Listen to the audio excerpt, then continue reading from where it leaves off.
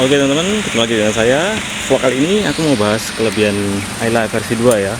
Ternyata setelah dipakai beberapa bulan, so far mobil ini cukup worth it ya untuk dipakai sehari-hari. Dan kecenderungannya sedikit lebih irit daripada Jazz.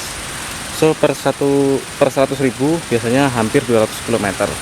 Ketemunya di 14-15 km per liter. Memang dia cenderung termasuk boros untuk 1000 cc, tapi dibanding Jazz ini sedikit lebih irit karena Jazz jatuhnya di 14-an ya, kalau ini bisa 15-16, tapi pelan banget ya. Kalau Jazz sepelan ini sih harusnya bisa 16-17 ya.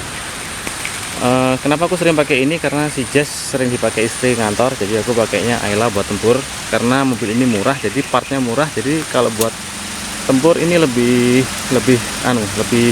nggak takut rusak. Kalau Jazz kan karena mobil mahal takutnya kenapa-napa ya, jadi kilometernya makin bertambah. Kalau ini karena kilometernya masih rendah, jadi sering kupakai ini biar kilometernya makin tumbuh, dan si Jazznya kilometernya makin pelan.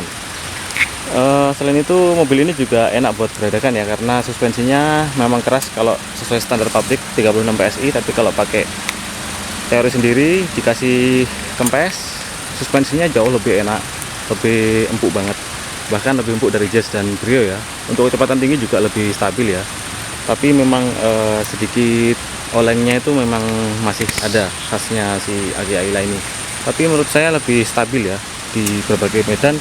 Ini lebih anteng, kecepatan tinggi juga lebih anteng ketika kita kasih banyak sedikit lebih kempes teman-teman.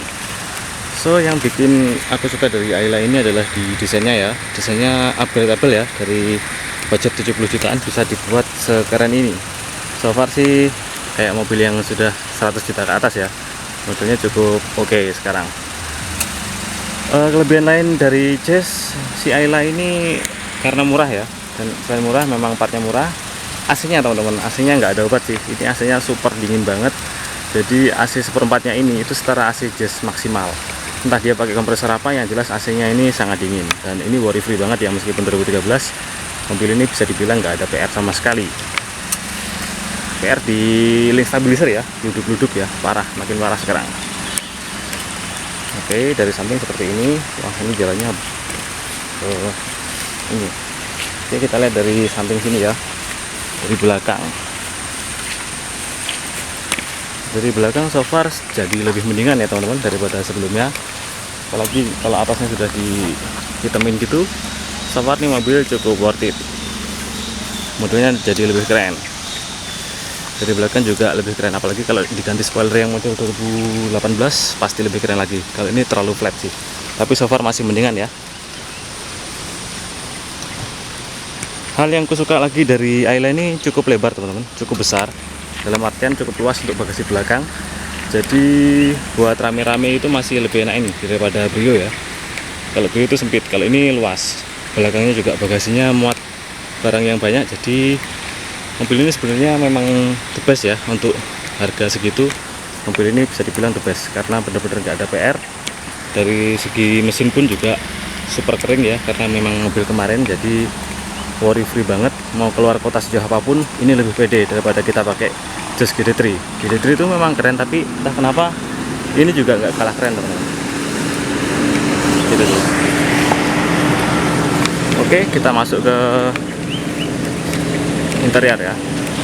Kalau dari luar seperti ini ya, modelnya meskipun simple tapi entah kenapa lebih terbaru daripada kita pakai Jazz GD3 ya.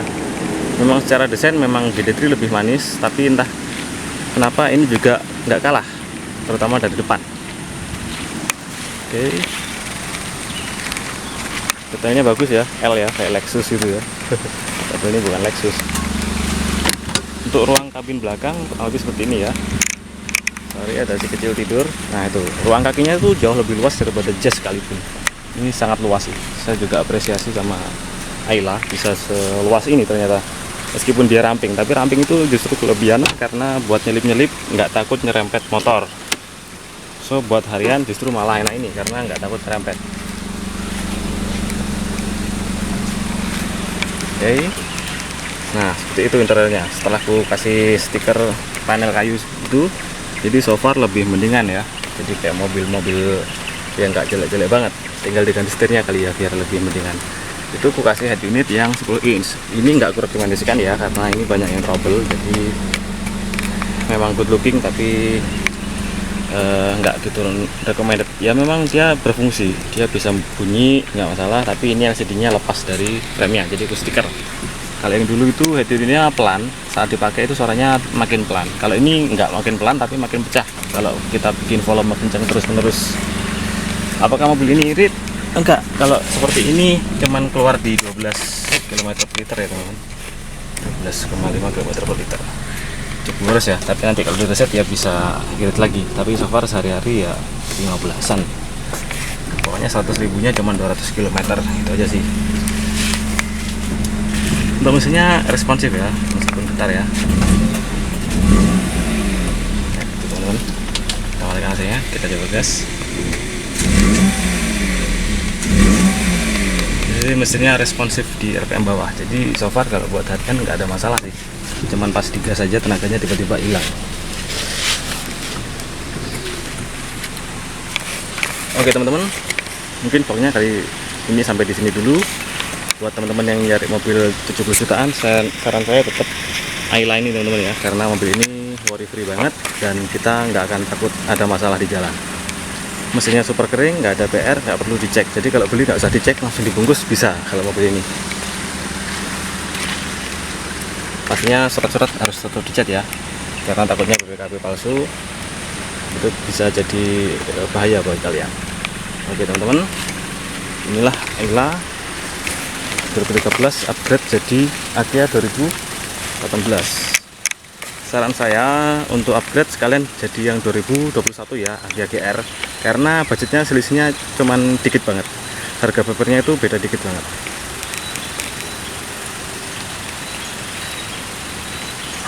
Oke teman-teman, terima kasih telah menonton.